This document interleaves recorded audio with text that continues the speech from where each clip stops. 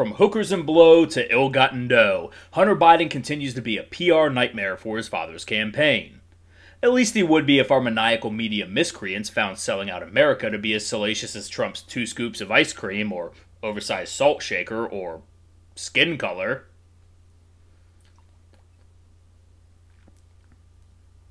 The left is racist. Never tell them who I am.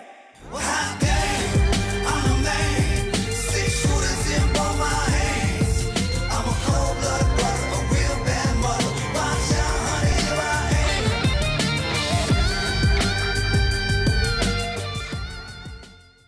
Son Hunter Biden, President Trump says, Sleepy Joe has real problems. Reminds me of Crooked Hillary and her 33,000 deleted emails.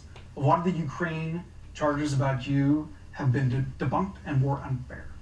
There's one thing that a lot of Democrats even do wonder about, and that is Hunter Biden, your son, was getting paid a lot of money to serve on the board of a Ukrainian energy company facing serious corruption charges.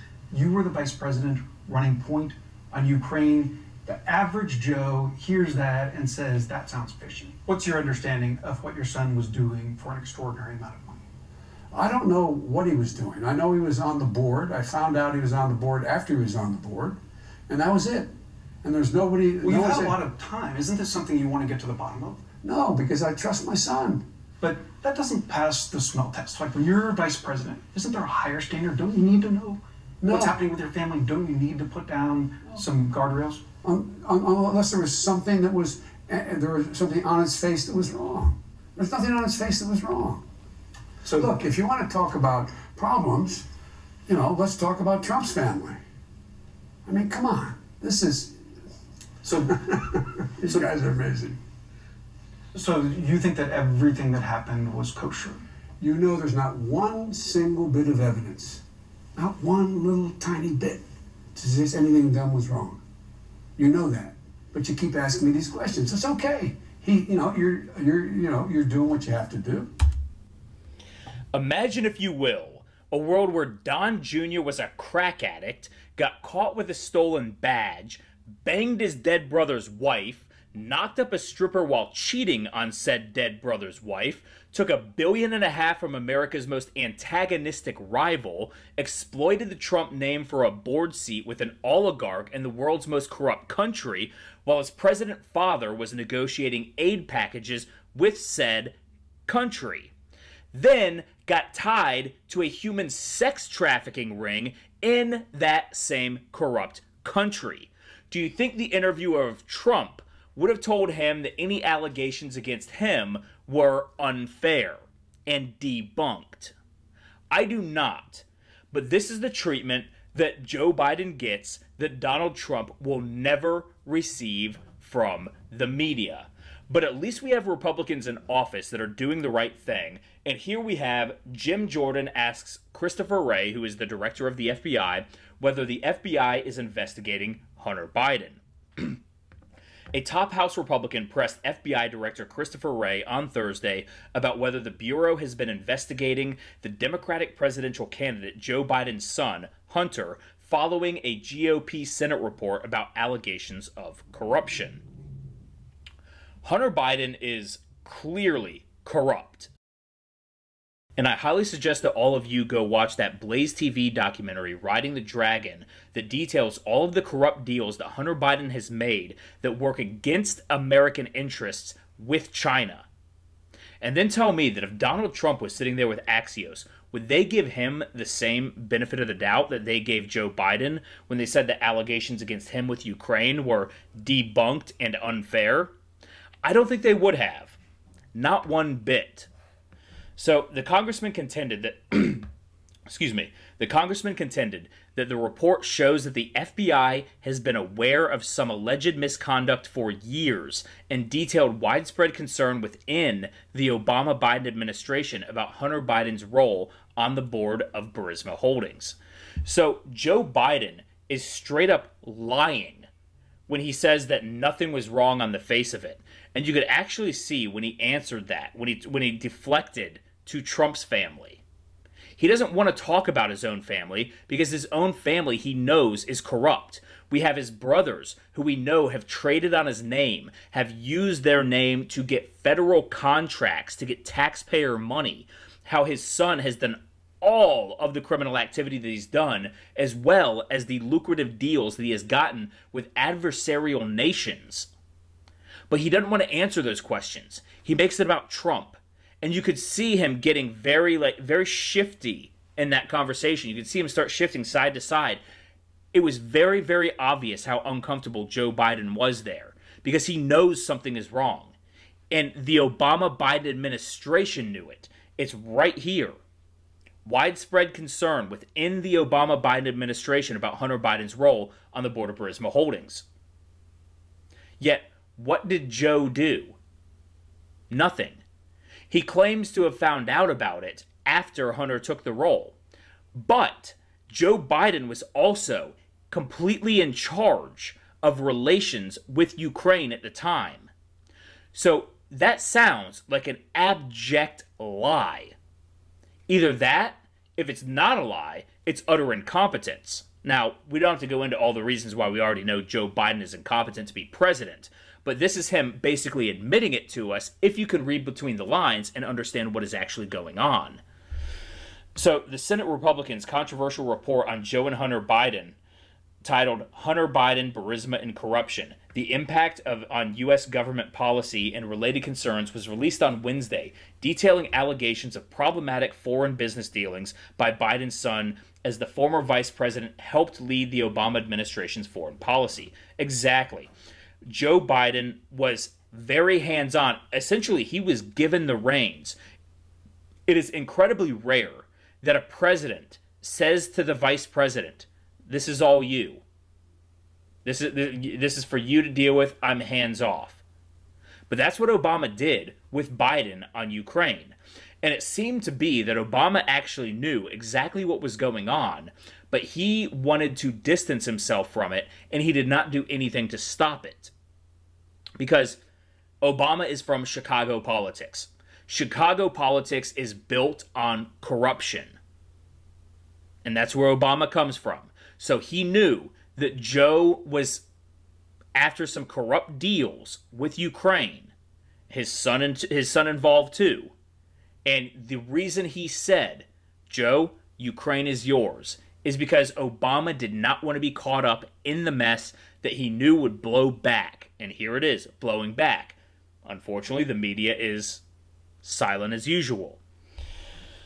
So the deal with Burisma created an immediate potential conflict of interest that would prove to be both problematic for both U.S. and Ukrainian officials and would affect the implementation of Ukraine policy. Clearly, it is a conflict of interest. There's almost no way that it can't be. And we also have Joe Biden on camera bragging about how he threatened to withhold the aid that he was negotiating unless Ukraine fired the prosecutor who is looking into Burisma. Because he didn't want his son getting found out. Likely he didn't want himself getting found out. I wouldn't be surprised if Joe got his own kickbacks in this as well. So Johnson and Grassley also delved into the business dealings by Hunter Biden, his business partner Devin Archer, and others in the Biden family, including business dealings tied to Russia and China. And I talked the other day about his business dealings with China and how he would invest in companies that were looking to seek geographical advantages over the United States for resources. I think there was a copper mine, and like I said, I believe it was the Congo. Many other things, but the Bidens are tied up in Chinese, Russian, and Ukrainian money. They have so many business ventures there that you can never trust them to put America first, because putting America first would be putting the Bidens second or last, however you want to look at it.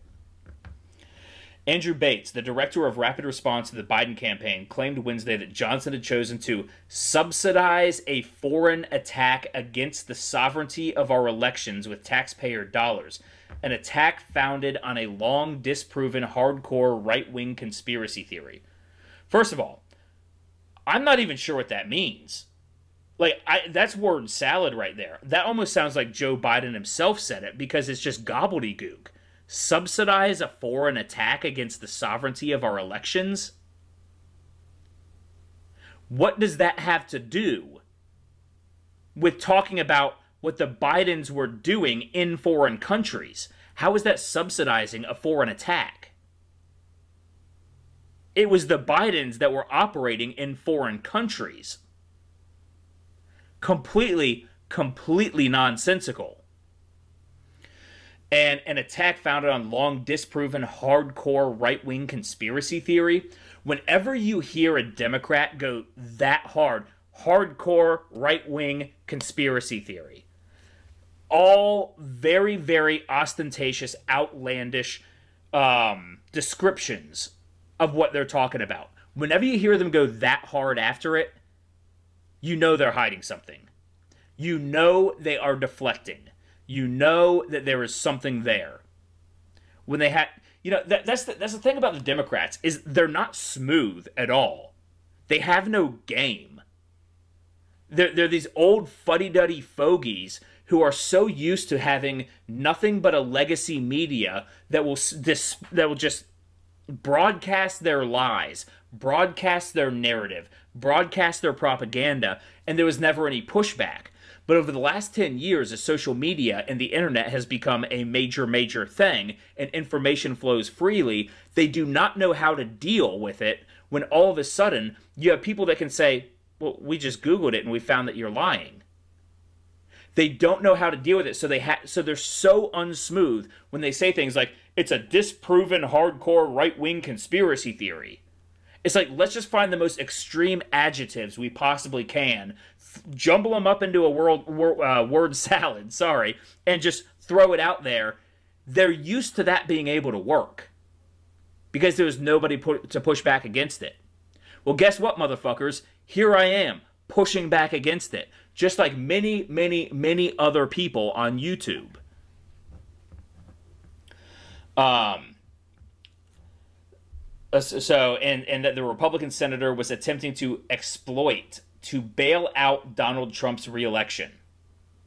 Again, they think that the American people don't have access to information that they don't control. They think that they control all of the information that we see, but that's not true. We know. What are you talking about, bail out Donald Trump's reelection campaign? Donald Trump's reelection campaign doesn't need bailing out. Have you seen the videos of a Biden rally? It's like 6 blue-haired people trying to stay alive as they watch Joe try to string a sentence together.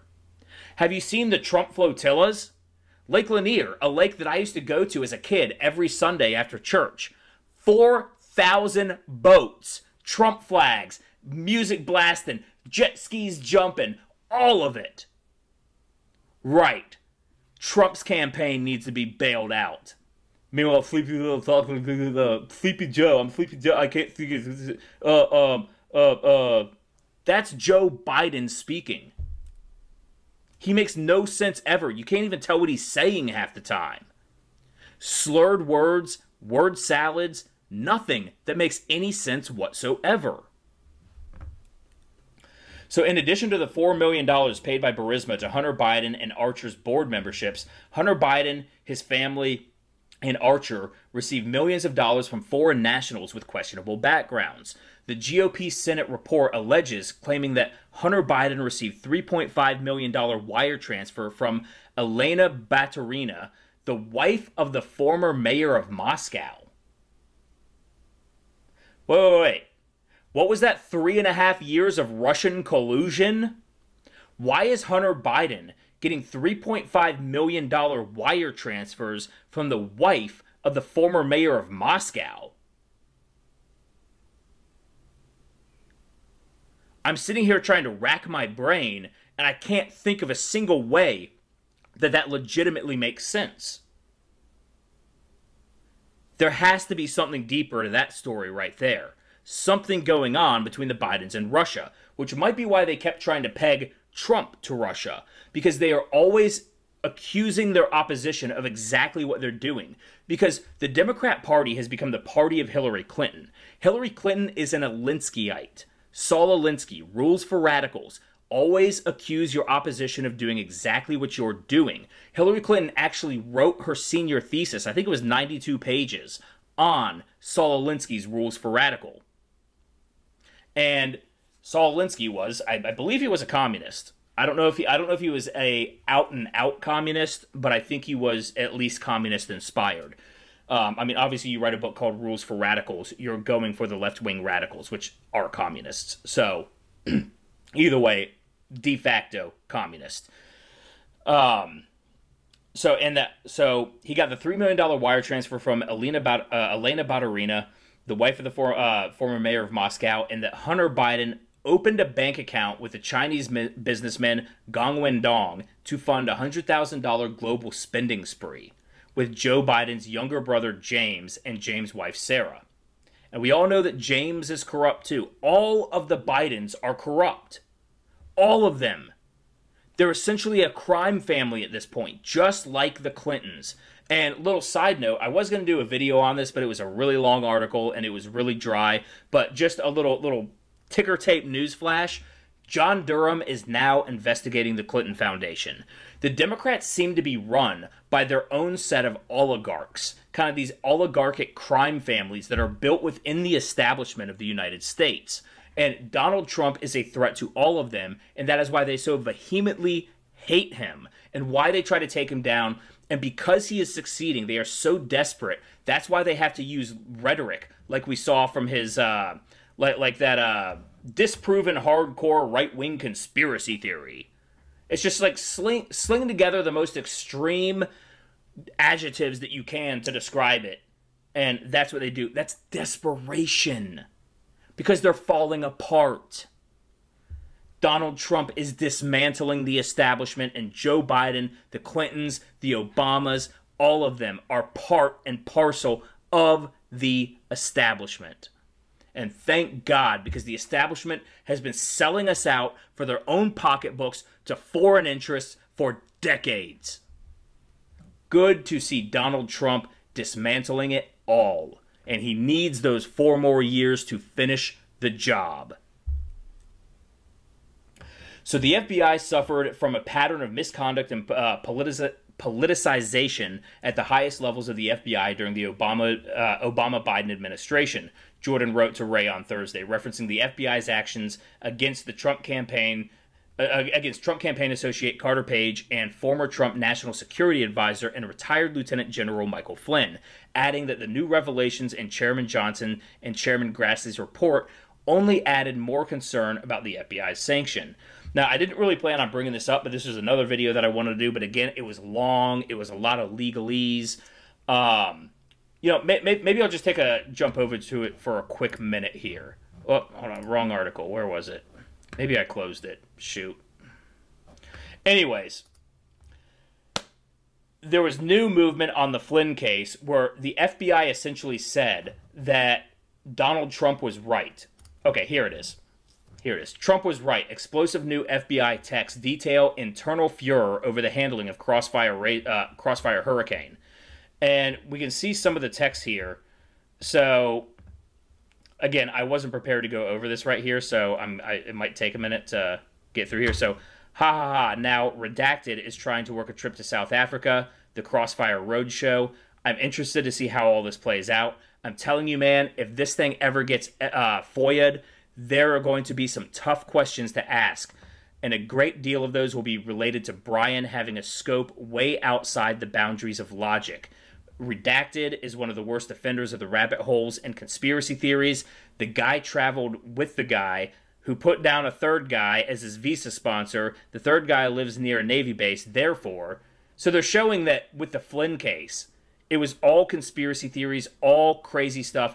And they talked about, you know, so glad they're closing Crossfire Razor. Now, of course, they didn't end up closing Crossfire Razor. They reopened it after the meeting on January 5th, 2017, the White House Oval Office meeting with both Barack Obama, Joe Biden, James Comey, Peter Strzok, Sally Yates, and I think John Brennan was there. Don't quote me on that last one, though. So they talk about the going after NSL finances for Razor and how it really meant nothing. So what do we expect to get from these NSLs, which is going after the financials of Michael Flynn? And they said, we put traces, tripwires to community and nothing. And the response was, bingo, the FBI agent said. So what do we do? So what's NSL going to do? No content. Ha ha ha, this is a nightmare. So even the FBI agents here were talking about how the entire investigation into Michael Flynn was a sham. And they actually went out and got insurance. So let's see. I'm not sure. Maybe that was a different article. But they went out and got professional liability insurance. Many members of the FBI in the investigation into Michael Flynn went and got professional liability insurance because they knew that what they were doing was illegal, it was wrong, and if it ever came back to bite them, they wanted to make sure that they were covered. So we saw more. So Razor is going to stay open. Yup. Crimes are being drafted. F. We all know what F means. What's the word on how O's briefing went? Who is O? Obama, our president. Do you like Justin Bieber? I don't know why they asked that. Don't know, but people are here scrambling for info to support certain things, and it's a madhouse. So you could see that whatever they were trying to put on Michael Flynn, they couldn't readily substantiate. So they were all scrambling to get the information to support it. And they said, Jesus. And then Trump was right. Still not put together. Why do we do this to ourselves? What is wrong with these people? Then we got more text. FYI, someone leaked the Flynn calls with Kislyak to the Wall Street Journal. I'm sorry to hear that. I'll resume my duties as chief morale officer and rectify that. We got a redacted text.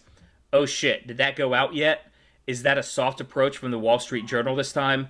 Published this morning by Ignatius. That's, I think, David Ignatius. And I believe he was actually... There was something deeper with him where a lot of the deep state information went through David Ignatius, that he was kind of a deep state player on the media side. So he said, it's got to be some... okay, this is important right here. Published this morning by Ignatius. It's got to be someone on the staff. Or White House seniors. So PDB, I'm not sure what PDB stands for. It's in the article here somewhere. I forget. Like I said, I wasn't planning on reading this. It's really long. I didn't want to get into it. But I just wanted to touch on that to close it out because they talked about Michael Flynn. And we have it right here. Trump was right. Explosive new FBI texts detail internal furor over the handling of Crossfire Hurricane investigation. And that was the entire investigation into the Trump to the Trump candidacy, to his campaign. So these people are going down. All of these deep state oligarchs, these establishment oligarchs of America. Thank you, Donald Trump.